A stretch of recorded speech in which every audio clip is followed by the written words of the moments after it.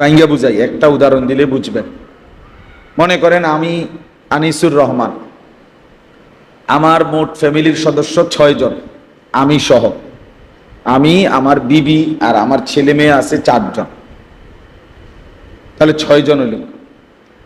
তো আমার যদি এমন হয় যে আমার যে বাড়িটা যেটাতে আমি থাকি এটা বাদ দিয়া ও আমার আলাদা খেতে বা যেখানেই হোক 10 শতক জায়গা আছে,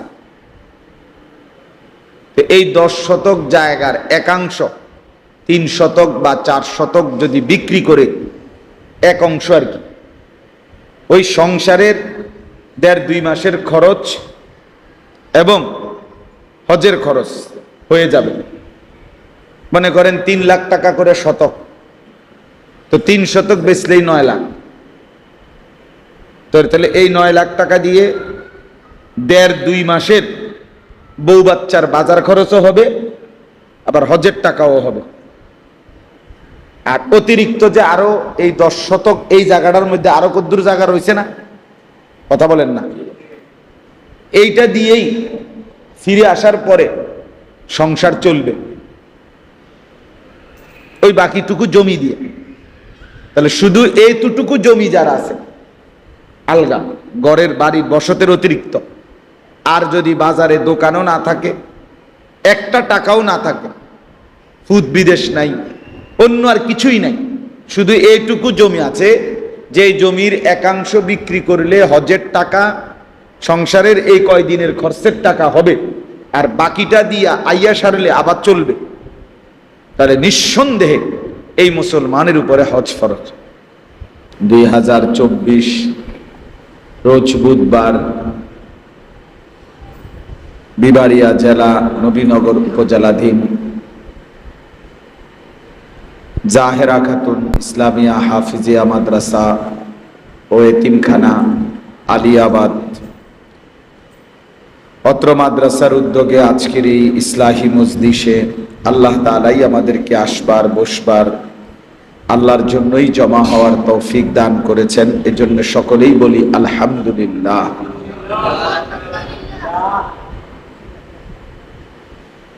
এই মুহূর্তে হজ এবং কোরবানির মৌসুম, তো আমরা আল্লাহ তাআলা যাদেরকে শরীয়ত কর্তৃক নির্ধারিত সম্পদ মালিকানা দিয়েছেন, তারা আলহামদুলিল্লাহ আল্লাহর ঘরের উদ্দেশ্যে হজ্জে ইতিমধ্যে রওনা হয়ে অনেকেই পৌঁছে গেছেন, অনেকেই যাচ্ছেন। এই হজ্জের বিধানের সাথে সাথে আরেকটি গুরুত্বপূর্ণ বিধান, সেটা হলো কোরবানি। এটা সারা পৃথিবীর মুসলমান নিজ নিজ অঞ্চলেই আল্লাহ পাকের এই হুকুমটি পালন করে থাকে। এই জন্য কোরবানি এবং হজ, কোরবানিটা ওয়াজিব, হজ ফরজ। আর ফরজ ওয়াজিবের ব্যাপারে গাফলতি করতে নাই, অবহেলা করতে নাই। ফরজ ওয়াজিব ছেড়ে দেওয়ার বিষয় না, ফরজ ওয়াজিব আপনার আবেগ না, যে শুধু আমার মন চাইলে করলাম, ভাল লাগলে করলাম, ভাল লাগলে করলাম না, না, এই বিষয়টা এমন না।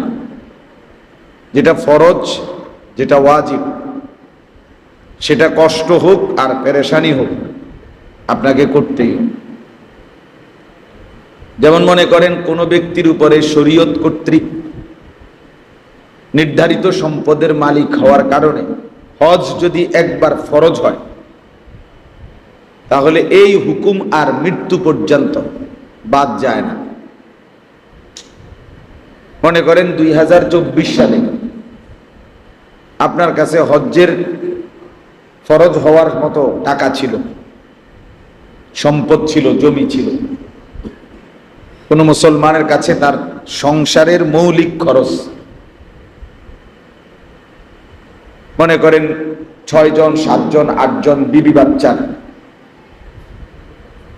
বাজার সদাই, ওষুধপত্র, কাগজ কলম, গ্যাস, বিদ্যুৎ, পানির বিল, এই যে খরচটা 1.5-2 মাসের হজে যাওয়া আসা থাকা, এই সময়টুকু খরচ আর হজের খরচ মনে করেন এখন 7 লাখ, তো আরো পরিবারের খরচ হলো 2 লাখ,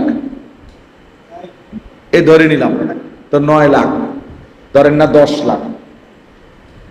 তো কোনো ব্যক্তির বসত বিটা যেটার মধ্যে সে থাকে, এইটার অতিরিক্ত তার কাছে যা আছে সেইটা যদি আলগা জমি, খেতে জমি আছে, ফসলের জমি, চাষবাসের জমি, অথবা রাস্তার পাশে জমি কিনে রাখছে, চাষাবাদ করে না ঠিক এমনি আছে জমি, অথবা বসত ভিটার অতিরিক্ত আরো ভিটা আছে, ভিটি আছে, বাজারে ভিট আছে, ব্যবসা আছে, তাইলে এই সবগুলো মিলাইয়া হোক অথবা যে কোনো একটা দিয়ে হোক, তার মৌলিক প্রয়োজন, সংসারের খরচ আর এই হজ্জের টাকা যদি ব্যবস্থা হয় ওই অতিরিক্ত যা আছে তার দ্বারা, এবং ফিরে আসবার পরে বাকিটুকু দিয়ে সংসার চলবে, এই ব্যক্তির উপরে নিঃসন্দেহে হজ করা ফরজ। আপনি এমনি বুঝেন, আমি এমনি ভাঙ্গা বুঝাই, একটা উদাহরণ দিলে বুঝবেন। মনে করেন আমি আনিসুর রহমান, আমার মোট ফ্যামিলির সদস্য 6 জন, আমি সহ, আমি, আমার বিবি আর আমার ছেলে মেয়ে আছে 4 জন, তাহলে 6 জন হইল।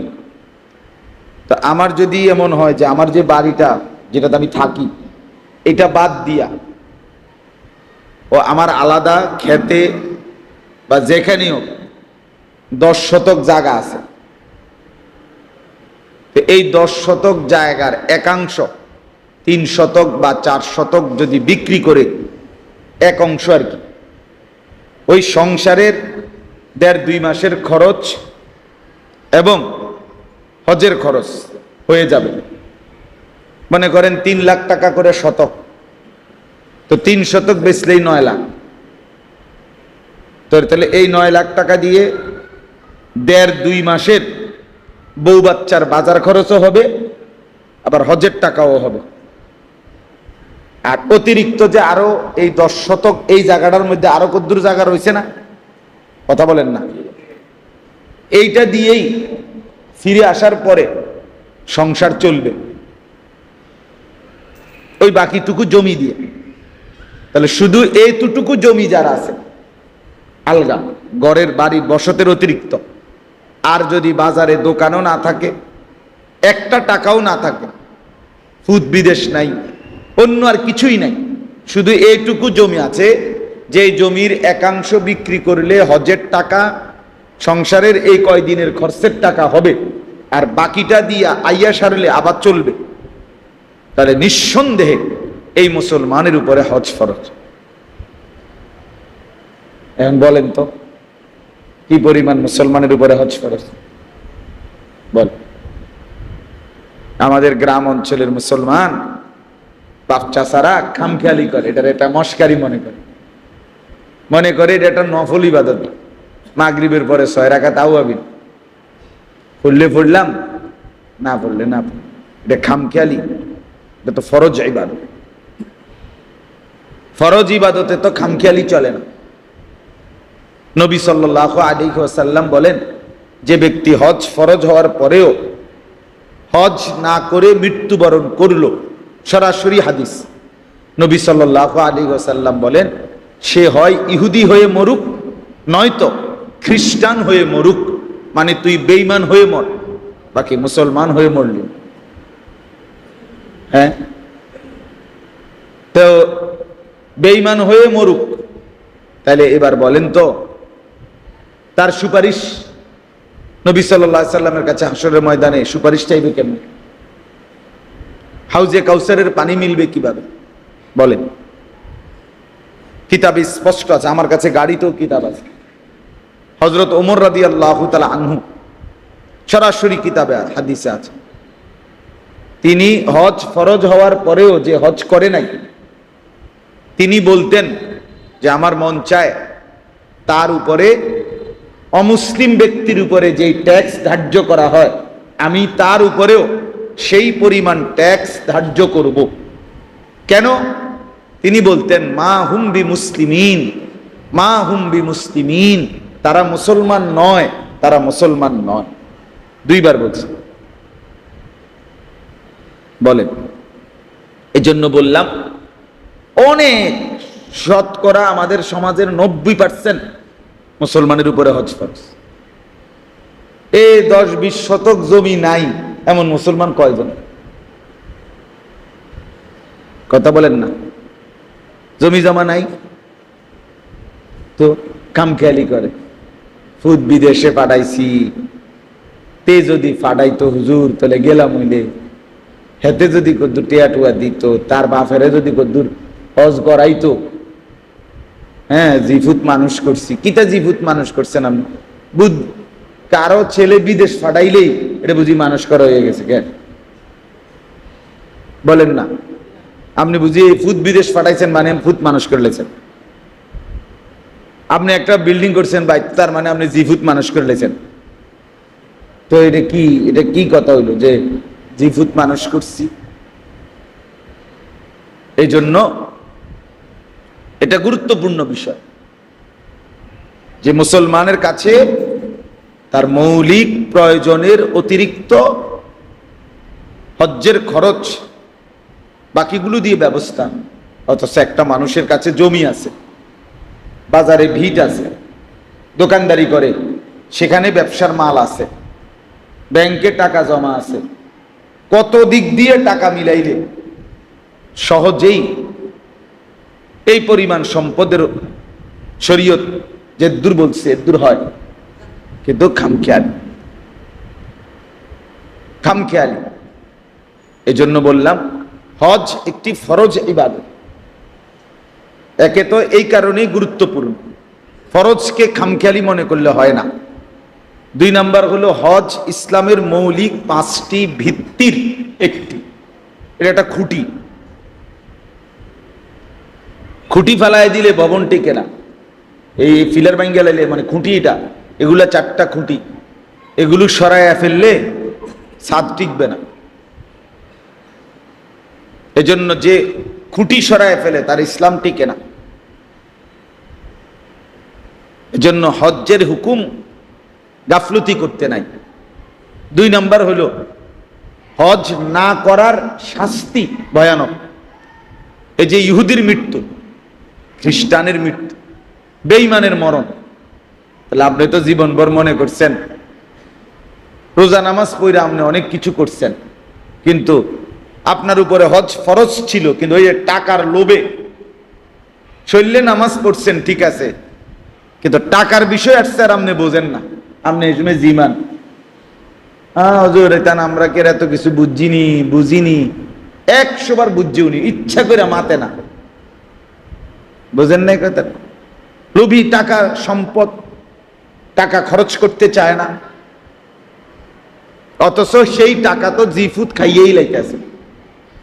কেউ না কেউ দুনিয়ায় টাকা তো নিয়েই গেছে। একজন মানুষ প্রথম বছর যেই টাকা রোজগার করছে 30 বছর পর্যন্ত ওই টাকাটা তো তার পকেটেই রয়েছে নাকি? কথা বোঝেন নাকি? আমি 2004 সালে চাকরি নিছি, তো এই মাসে যেই বেতন পাইছি ওই বেতনের টাকাটা মনে আছে তো আমার কাছে না। তো শেষ পর্যন্ত কোনো না কোনো সুরতে কাউ না কেউ জন্য খরচ হয়ে যায় কিনা। তো আমার আখেরাতের জন্য, নিজের জন্য খরচ হইলে সমস্যা কি? এই বোকামিটা মানুষ কেন করে বলেন? এটা না বুঝার কি আছে? কিরে বেটা, আপনি তো কোনোভাবেই শেষ পর্যন্ত তো কেহই টাকা জমা করে রাখে না, হাত বদল হইতেই আছে। তো কাজে কেউ না কেউ তো নিয়েই নিচ্ছে এটা, সন্তান হোক, ছেলে হোক, মেয়ে হোক। তা আমার নিজের জন্য, আমার আখেরাতের জন্য খরচ করব আমি, এটা আমি করব না কেন? এই হলো এক কথা। 2 নাম্বার কথা হলো কোরবানি। কোরবানির ঈদ, কোরবানি হলো 3 দিন,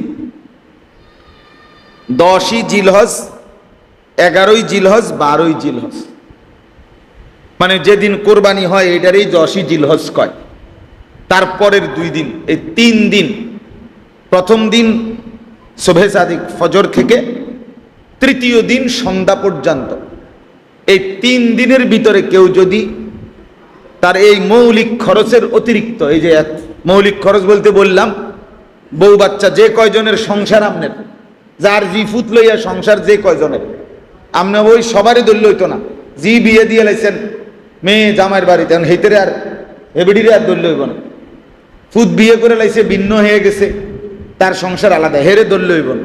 আপনি যে কয়জনের চালান এখনো, এই কয়জনের হিসাব, মানে আপনার টাকা দিয়া বাজার খরচা টরচা হয়, তাহলে এই কয়জনের মৌলিক যা প্রয়োজন, ওষুধপত্র, কাগজ কলম, বাজার সদাই, হ্যাঁ ইত্যাদি, এই টাকার অতিরিক্ত যে ব্যক্তির কাছে যা আছে, জমি, তার ব্যবসার মাল, তার ব্যাংকের টাকা, তার কাছে জমানো স্বর্ণ ইত্যাদি মিলাইয়া যদি 52.5 বড়ি রূপার দাম, মানে 84,000 টাকা, 1600 টাকা করে এখন রূপার বড়ি সর্বোচ্চ দাম, 84,000 টাকা, তার যদি ওই বাকিগুলো প্রয়োজনের অতিরিক্ত যা আছে তার এগুলো মিলাইলে হয়, তাহলে ওই পুরুষ ওই নারী যার কাছে আছে তাদের উপরে নিঃসন্দেহে কোরবানি ওয়াজিব। তো ওই 3 দিনে মনে করেন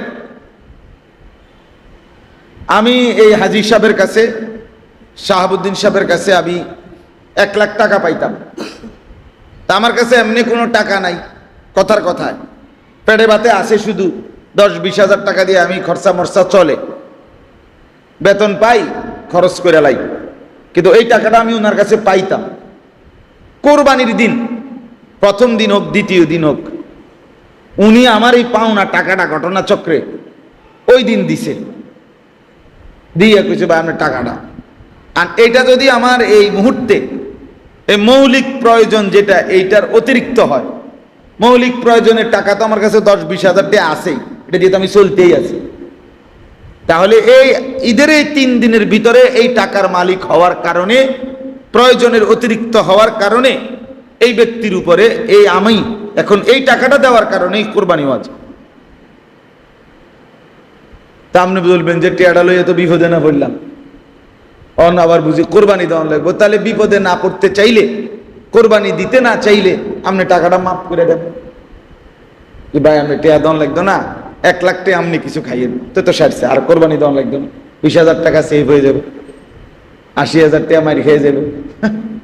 এটা কেউ করবে নি, কথা কর না, এটা কেউ করবো নি, তো চাইলে আপনি কি বললেন? তাইলে এরকম কোরবানি, হজ, এটা ফরজ এবং ওয়াজিব, এটা আপনি বোঝেন না বললে ফিডার থেকে মাফ পাবেন না। আপনি বোঝেন নাই কেন? আপনি বাংলা কথা বোঝেন না আপনি? আচ্ছা আমি যে এখন বলছি আমার কথাটা বুঝছেননি আপনার, তো এতে আপনি বোঝেন না কি? আপনি মাদ্রাসায় পড়েন নাই আর কি, কিন্তু এখন আমার এই বাংলা কথাটা বোঝেন নাই, তো এটা বুঝে নিবেন। এটার জন্য একবার দাওরা পাস করতেই হবে, টাইটেল পাস করুন লাগবে, মাস্টার্স পাস করতে হবে, এটা তো জরুরি না। শরীয়তের মাসআলা আপনার দায়িত্ব বুঝে নেওয়া, যে হুজুর আমার বসত আছে এদ্দুর, ব্যাংকে টাকা পয়সা আমার আছে এত, আমার জমি আছে এদ্দুর, এই যা আছে আমার, আপনি আমার এই হিসাব করে দেন আমার উপরে কোরবানি ওয়াজিব কিনা। এটা উচিত না? একজন মানুষের উচিত কিনা একজন আলেম থেকে জিজ্ঞেস করে না? আমরা এটাকে মনে করছে খামখেয়ালি, মনে কইলে কোরবানি করে, মনে কইলে করে না, যার মনে কয় তার করে। ফুদ বিদেশ টাকা কামাই করে, তার কাছে 1 লাখ 2 লাখ 10 লাখ টাকাও আছে, হেইতে বাইক টাকা পাঠাইছে, টাকা 30,000 বাপমার নামে বা একজনের নামে কোরবানি দিছে ঘরে, আমগো বাইক তো কোরবানি হইছেই, আমগো বাইক বুঝি কোরবানি হইলেই সারছে। তোমার উপরে যে কোরবানি ওয়াজিব, এটা বুঝি তোমার বাপের নামে দিলে কোরবানি আদায় হবে? আমার আব্বার লুঙ্গি আব্বাই ফিনছে দেখে আমার আর লুঙ্গি ফিন্দন লাগতো না নাকি? আমি তখন আপেন ফিনলে সারবে বলে?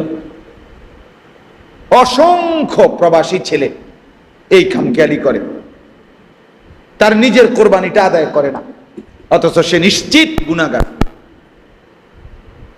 কোরবানি আদায় না। দুইজনেই নবীনগরে মনে করেন দোকানদারি করে, 2 ফুট, এখনো ভিন্ন হইছে না, দুজনেরই কামাই আছে, দুজনেই টাকা পয়সা রোজগার করে, 1-2 লাখ টাকা দুজনের কাছেই ব্যবসার পণ্য আছে, মাল এবং জমাও আছে, পুঁজি আছে, তো দুজনের উপরেই তো কোরবানি ওয়াজিব, 2 ছেলের উপরেই কোরবানি ওয়াজিব।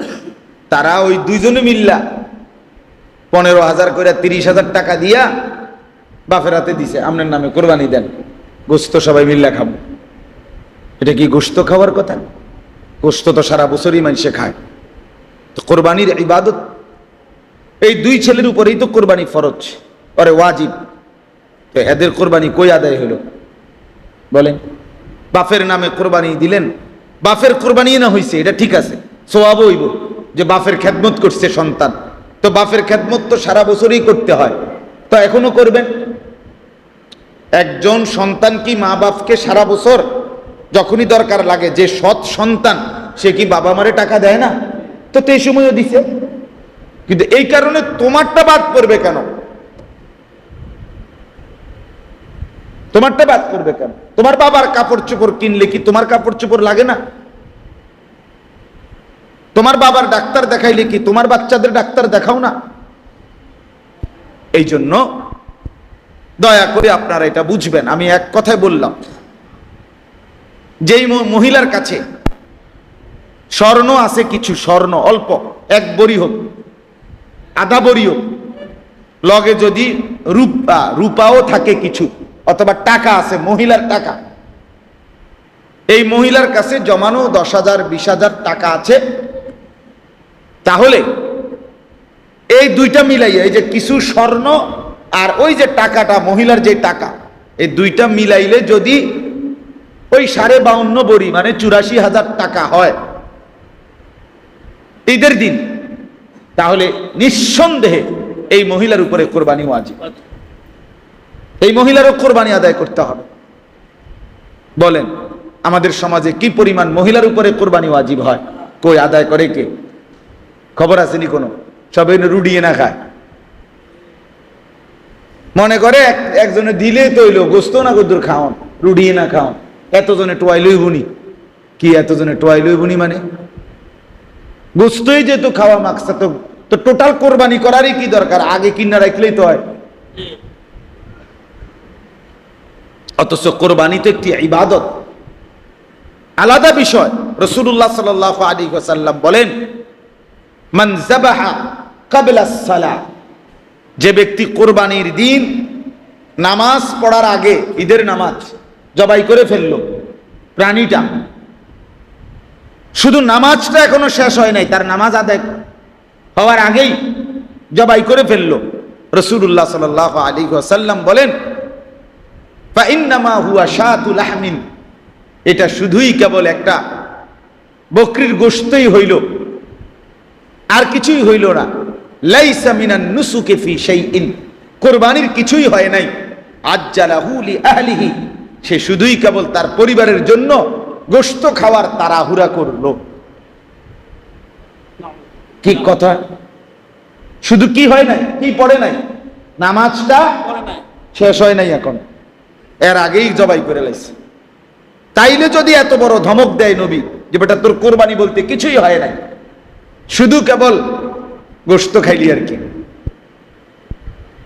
তাইলে কোরবানি পুরুষ কিংবা নারী প্রত্যেকের উচিত জেনে বুঝে আমার উপরে কোরবানি ওয়াজিব কিনা এটা জানা বুঝা।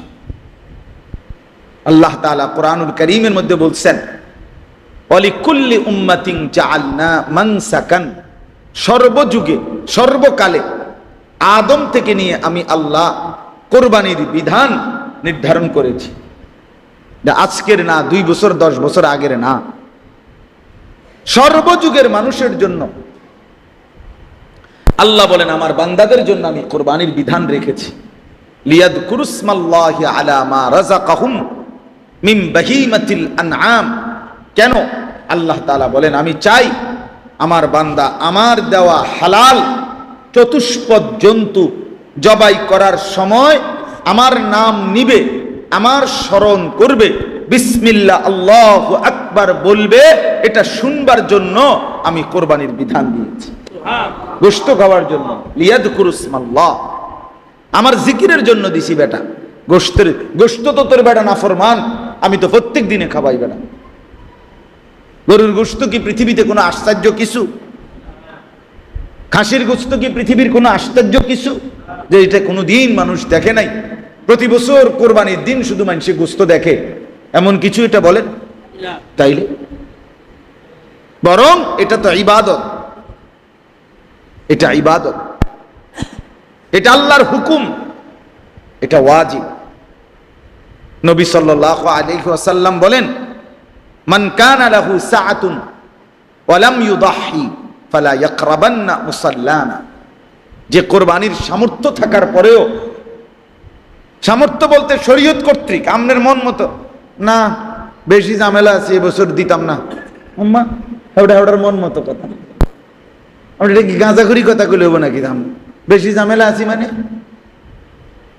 না, না হাতে হবে মাত্র 2 মাস হয়েছে, তারে 12 লাখ টাকা দিয়ে বিদেশ পাঠাইছি, এবছর বাদ দাও কোরবানি, আল্লাহর রহমতে এতেও বিদেশ করক, 2-4 বছর লাইন আইক, টেয়াটুও মিলক, তোই কোরবানি করো, একবারে বড় করে দিন, বড় করে গ্যারাম চুক্তি একটা মানে ডাক ফালাই দিন।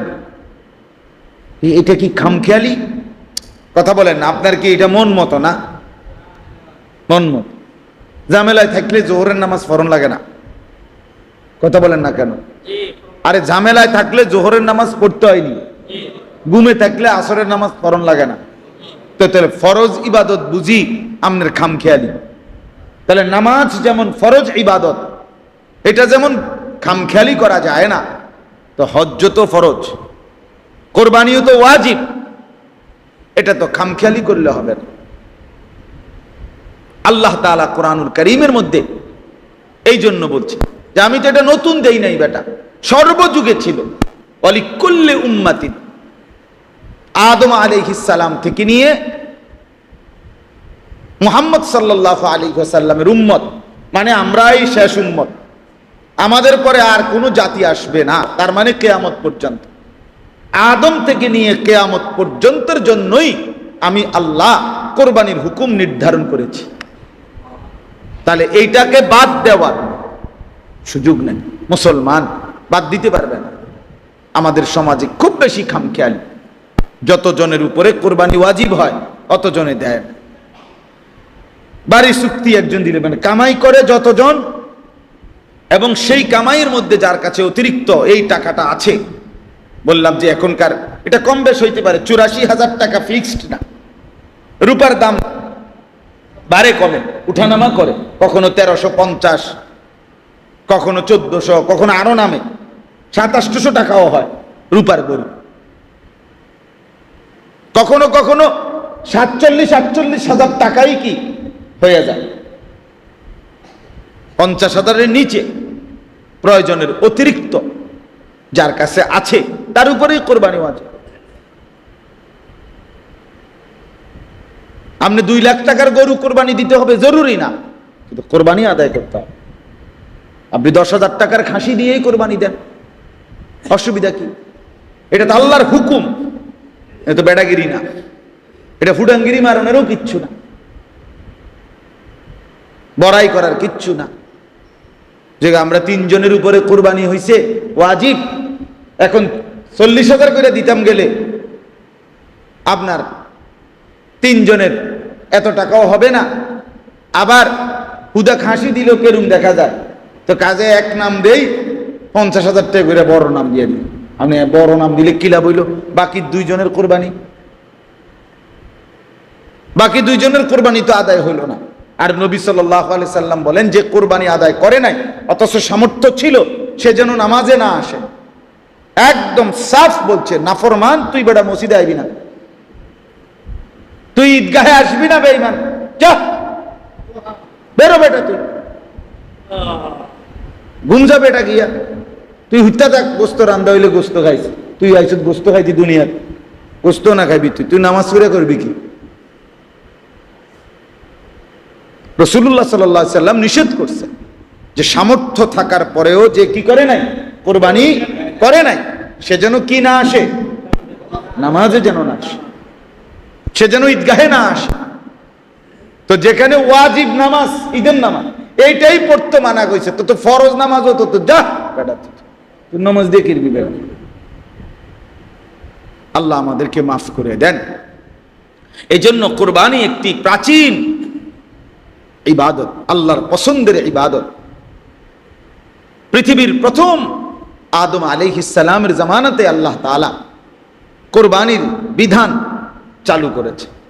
কোরবানি কেন চালু করলেন? কোরবানির মাধ্যমে মুমিনের পরীক্ষা হয়। কোরবানির মাধ্যমে মুসলমান পরিচয় দেওয়ার পরে কোরবানি দিয়ে কে আল্লাহকে ভয় করে আর কে নফসের গোলামি, শয়তানের গোলামি, মনের ইচ্ছার গোলামি করে, এটা পার্থক্য।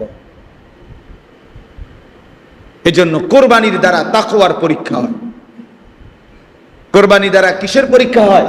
তাকওয়ার পরীক্ষা, আল্লাহ ভীতি, আল্লাহ ভীতি, আল্লাহ ভীতি।